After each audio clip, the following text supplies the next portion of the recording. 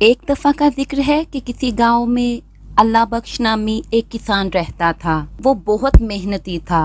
وہ صبح سے شام تک اپنے کھیت میں سخت محنت مشقت کرتا رہتا تھا، لیکن اس کے باوجود اس کے حالات بہت خراب رہتے تھے، یہاں تک کہ نئے سال کی فصل اگانے کے لیے بیج اور کھاد وغیرہ کے لیے اسے گاؤں کے چودھری سے قرض لینا پڑتا تھا۔ چودھری کافی امیر آدمی تھا، وہ ہر کسی کو قرض دینے کے لیے تیار رہتا۔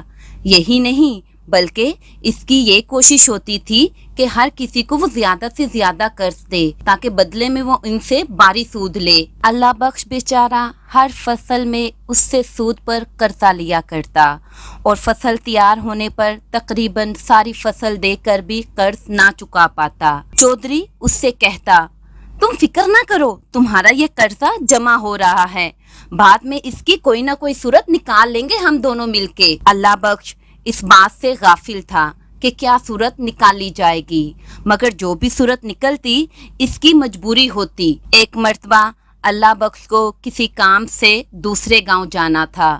دوران سفر راستے میں اسے اپنا ایک پرانا دوست مل گیا۔ اس کے دوست کا نام اللہ دتا تھا۔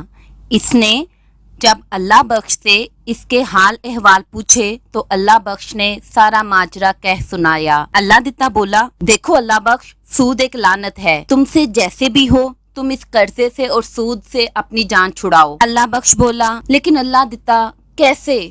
میرے حالات اس قابل نہیں ہیں کہ میں بغیر سود کے قرضے کے کھیتی باڑی کر سکوں۔ اللہ دتا نے سمجھایا، 3 چیزوں کو ہلکا نہیں سمجھنا چاہیے، فرض، قرض اور مرض۔ بس تم قرض نہ لو، چاہے تمہیں اپنی کچھ زمین ہی کیوں نہ بیچنی پڑے۔ یہ کیا بات کر رہے ہو اللہ دتا؟ میرے پاس ہے ہی کیا سوائے اس زمین کے؟ میں اس کو بیچ دوں گا تو کھیتی باڑی کس پر کروں گا؟ تم ہمت تو کرو، کم کھیتی کرو مگر اپنے لیے۔ یہ اس سے تو بہتر ہے نا کہ تم سارا سال محنت کر کے چودھری کے آگے ڈال دو۔ اللہ بخش نے کہا، ٹھیک ہے اللہ دتا، میں سوچوں گا۔ اللہ دتا نے کہا، ٹھنڈے دل سے سوچنا، تمہارا تھوڑی سی زمین بیچنا تمہیں تمہاری ساری زمین کی محرومی سے بچا دے گا۔ وہ کیسے؟ اب اللہ بخش چونکا۔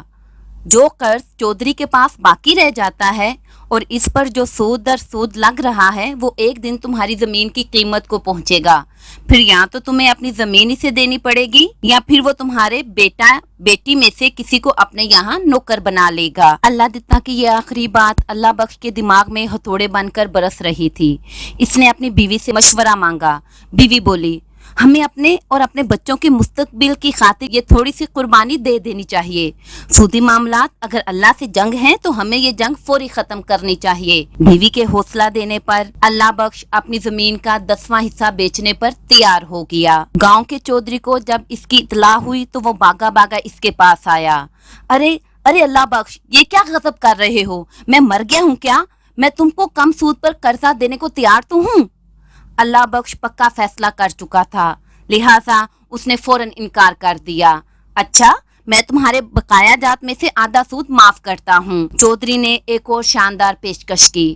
اس پر تو اللہ بخش بھی گڑبڑا گیا، لیکن فوراً ہی اسے یہ بات یاد آ گئی۔ سودی معاملات اللہ اور رسول پاک صلی اللہ علیہ وآلہ وسلم سے جنگ ہیں۔ اس نے دل پر جبر کر کے چودھری کی یہ پیشکش بھی ٹھکرا دی۔ زمین کی فروخت سے جو روپیہ حاصل ہوا اس میں سے زیادہ تر بیج اور کھاد وغیرہ کی خریداری پر خرچ ہو گیا۔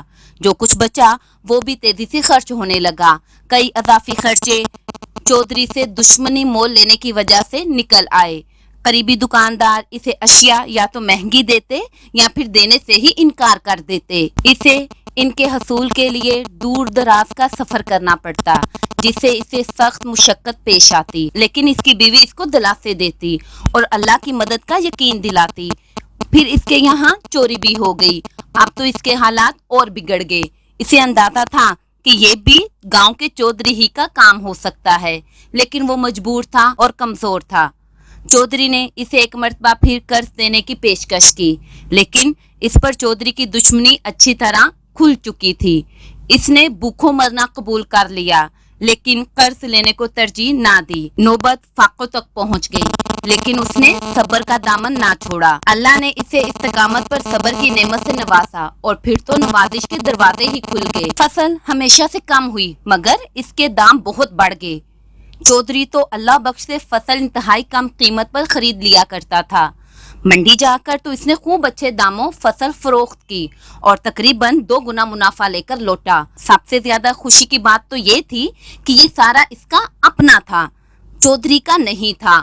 وہ باغا اللہ دتا کے پاس پہنچا اور اس کا شکریہ ادا کر کے بولا، اب تو میں اچھے والے بیج، اچھی والی کھاد اور کیڑے مار دوائی بھی خرید سکوں گا، پھر فصل اس سے بھی اچھی ہوگی اور یہ سب کچھ میں اپنی محنت کی کمائی سے خریدوں گا، کسی قرضے سے نہیں۔ اللہ دتا بولا، بھائی یہ سب تو تم کرو گے ہی، لیکن اس سب سے پہلے بہتر ہوگا کہ تم چودھری کا معاملہ رفع دفع کرو، چاہے اس کے لیے تمہیں اپنی ساری کمائی ہی کیوں نہ خرچ کرنی پڑ جائے۔ اللہ بخش کو چودھری کی طبیعت کا اچھی طرح اندازہ ہو گیا تھا، مگر مسئلہ پھر یہی تھا کہ وہ اپنی ساری کمائی دے کر بھی چودھری کا قرض اور سود نہیں اتار سکتا تھا۔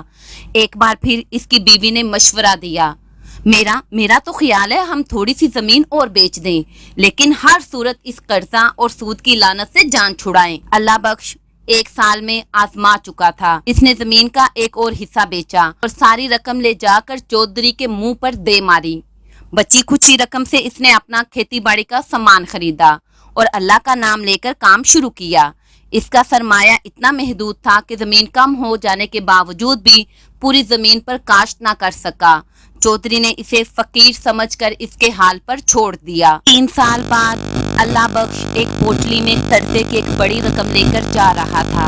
اس کے قدم تیز تیز اٹھ رہے تھے کہ سامنے سے آتے اللہ دتا کو دیکھ کر وہ رک گیا۔ اللہ دتا نے پوچھا، ارے اللہ بخش بھائی سناؤ کیا حال ہے؟ اللہ بخش گھبرا کر بولا، ابھی مجھے کچھ جلدی ہے، پھر بات کرتے ہیں۔ یہ پوٹلی میں کیا ہے؟ اللہ دتا نے پوچھا۔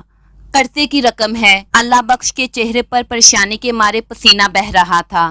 وہ تیزی سے ایک طرف بڑھ گیا۔ اللہ دتا بڑے افسوس سے بولا، کتنا سمجھایا تھا میں نے اسے، خیر جو خدا کی مرضی۔ ادھر اللہ بخش تیز تیز قدم اٹھاتا ایک گھر کے پاس پہنچا، جہاں ایک عورت اپنی 3 بچیوں کے ساتھ دروازے سے باہر کھڑی رو رہی تھی اور چلائے جا رہی تھی، ہائے میرا گھر، ہائے میرا گھر۔ اس کا شوہر بھی غم سے نڈال زمین پر اوندھے منہ پڑا تھا۔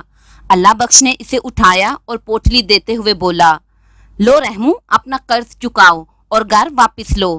رحمو میں گویا جان پڑ گئی، مگر پھر افسردگی سے بولا، فائدہ کیا ہوا؟ اس کا قرض چکا تو تمہارا چڑھ گیا، فائدہ یہ ہوا کہ میں صرف اپنی رقم ہی واپس لوں گا، سود کا 1 پیسہ نہیں، اور یہ بھی تم اپنی آسانی پر دیتے رہنا۔